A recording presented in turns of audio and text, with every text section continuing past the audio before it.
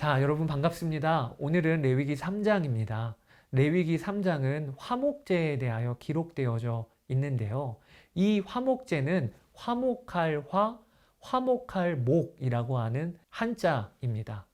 화목제는 하나님과의 교제가 기쁘고 즐겁고 또 이웃들 간의 평화가 있을 때 하나님께 드렸던 제사예요. 그래서 영어로는 a peace offering 혹은 a fellowship offering 이라고 번역을 하고 있습니다. 화목제를 다룬 본문은요, 레위기 3장 1절에서 17절, 7장 11절에서 21절, 그리고 28절, 34절, 그리고 9장 18절에서 21절 등에 언급이 되어지고 있어요.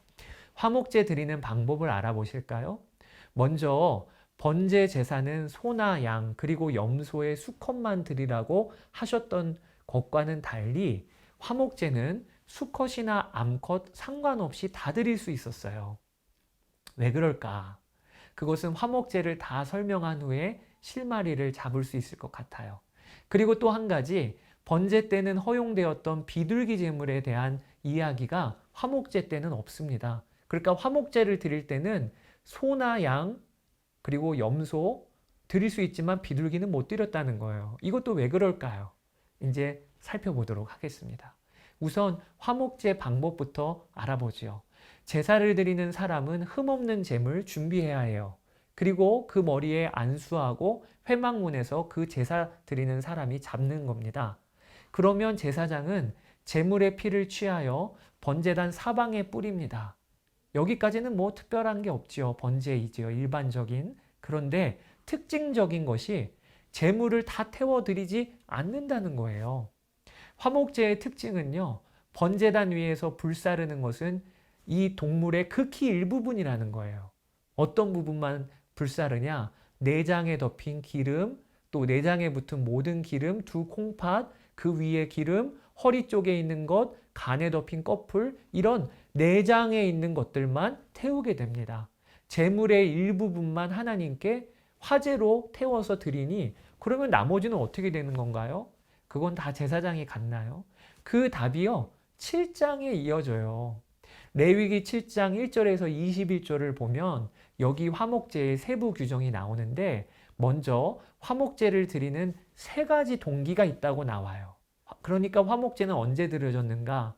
그것이 하나님께 감사할 일이 있을 때, 혹은 하나님께 서원할 일이 있을 때, 혹은 하나님께 그저 자원하여 나 화목제 드리고 싶어요 라고 올 때, 이렇게 세 가지 경우가 있었습니다. 어떤 사람이 하나님이 행하신 일이 너무 감사해서 화목제를 드립니다. 그러면 그는 감사의 화목제를 드리게 되는 거예요. 그리고 그때 화목제물로 소나 양이나 염소를 가져오지요. 이때 소제물도 함께 가져오게 됩니다. 기름 섞은 무교병, 기름 바른 무교전병, 그리고 구운 과자, 누룩이 들어간 유교병까지 이렇게 갖고 와요. 자, 여기서 잠깐, 누룩이 들어간 유교병이라니요, 우리가 2장에서 보았지만 누룩을 소제물에 넣지 말라 하셨잖아요. 근데 왜 갑자기 화목제물을 갖고 올 때 곁들여 오는 소제물에 누룩이 들어간도 된다고 하셨을까요? 이것도 제가 좀 이따가 화목제를 설명하면서 또 실마리를 잡아가도록 하겠습니다. 감사의 화목제를 드리려면 동물과 곡식을 가져온다고 했는데 제사장은요, 우선 소나 양, 염소의 기름과 콩팥을 화제로 태워 드립니다.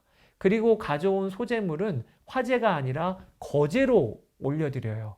높이 이 구운 전병, 그 다음에 떡 이런 거를 하나님께 이렇게 올려드리는 거예요. 하나님을 향해 제물을 들어 올렸다가 다시 또 내리는 거예요. 여러분, 이건 꼭 우리가 성찬식 할 때 목사님이 모든 성도가 보는 앞에서 빵을 높이 올렸다가 내리는 것과 같은 행동이라고 보시면 돼요. 그게 거제의 방법이에요.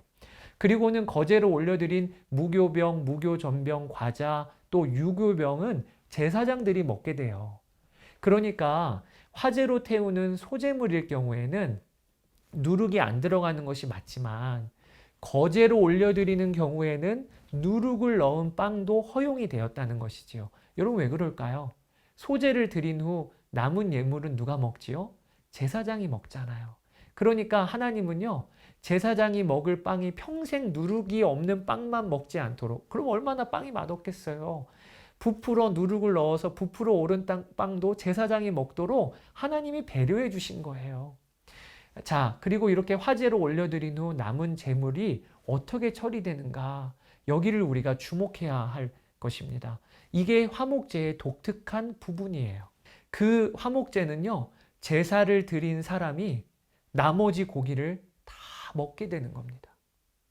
그러니까 제사장에게 가져가는 게 아니고요, 제물의 크기 일부분만 태워드리고 나머지 동물의 모든 부위를 제사 드린 사람이 먹는 거예요.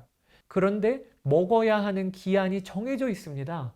그날 당일 안에 다 먹어야 돼요. 그게 레위기 7장 15절이에요. 이것은 화목제가 감사의 화목제일 경우에만 해당되는 게 아니라 아까 말했죠. 서원할 때나 자원할 때도 화목제 드린다고 했는데 그때도 해당되는 아주 중요한 원칙이 제물을 드린 사람이 그 제물을 다 먹어야 된다는 거예요. 그것도 언제까지? 하루 혹은 그 다음 날까지 먹어야 되는 거예요. 여러분, 여기서 질문이 하나 생겨요. 소 한 마리, 양 한 마리, 염소 한 마리, 그게 다 화목제물로 드려졌는데 그 제물 잡아서 먹으면 한 사람이 당일에 다 먹을 수 있는 사람 있나요? 그런 사람 없지요. 절대 다 먹을 수 없습니다. 그런데 어떻게 그날 당일 혹은 그 이튿날까지 남김없이 먹으라고 하신 걸까요? 어떻게 다 먹을 수 있는 걸까요? 동네 사람들, 이웃, 친척 다 불러서 함께 먹어야 먹을 수 있는 거예요. 그래야 다 반드시 먹을 수 있습니다. 그러니까 여러분 생각해 보세요. 누가 화목제사를 드리면 어떤 일이 벌어지는가? 그날은 동네 잔치가 벌어지는 거예요. 온 동네 사람들이 다 제사 드린 사람이 초대를 해서 한 식탁에 둘러앉아 함께 먹고 마시는 이 풍경이 벌어지는 거예요. 하나님이 그 모습을 보시면서 이것이 화목제, 영어로는 a peace offering 이라고 이름을 붙여주신 거예요. 그러니 화목제의 뜻이 어떤 것인지 아시겠지요? 이 화목제는 모든 제사의 클라이막스였어요. 화목제를 드리기 전에 사람들은 번제, 속제제, 이제 앞으로 4장에서 속제제는 읽을 거예요. 소제, 이런 다른 제사를 드린 후 마지막에 화목제를 드렸어요. 자, 이제 처음 질문 드렸던 왜 화목제는 암컷도 허용하는지, 또 왜 화목제물로 비둘기는 안 되는지 이 실마리가 여러분 풀려 가십니까? 왜 화목제물은 비둘기로 드려서는 안 될까요? 비둘기 한 마리로는 동네 잔치 못 하잖아요. 그래서 그런 거예요. 또 왜 화목제물은 암컷, 수컷 다 허용될까요? 화목제의 초점은요, 하나님께 드리는 것뿐만 아니라 모든 이가 함께 기뻐하는 예배 잔치가 벌어지는 것이 초점이기 때문에 암수 구별이 필요 없었던 것이라 추측할 수 있습니다. 사랑하는 여러분, 예수님은 우리의 화목제물도 되셨다고 성경에 기록돼요.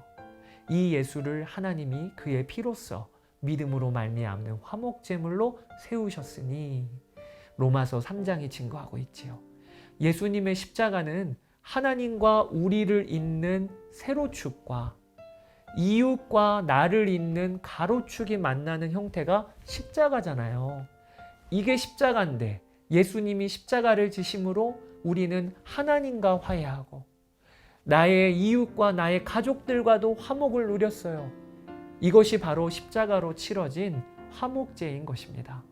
화목제 제사 규정이 우리에게 알려주는 것이 또 하나 있어요. 그것이 하나님을 향한 우리의 감사 혹은 예배는 나의 이웃들에게도 기쁨이 되어야 한다는 것입니다.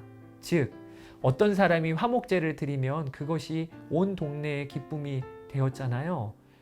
마찬가지로 하나님께 드리는 감사는, 또 하나님께 드리는 우리의 예배는 우리 주위의 이웃들에게 저 사람이 예배 드리니까 내가 좋아지네, 저 사람이 예배 드리니까 나에게도 복이 임하네, 이렇게 되어야 마땅하다는 것입니다.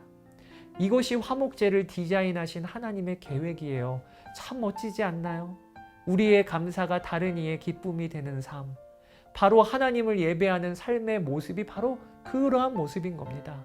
이 화목제를 디자인하신 하나님이 얼마나 멋지신지요. 하나님의 백성된 삶은 얼마나 풍성하고 신나는 삶인지요. 오늘 레위기 3장 화목제 우리가 살펴보았습니다. 레위기 4장에서 여러분 뵙도록 하겠습니다. 감사합니다.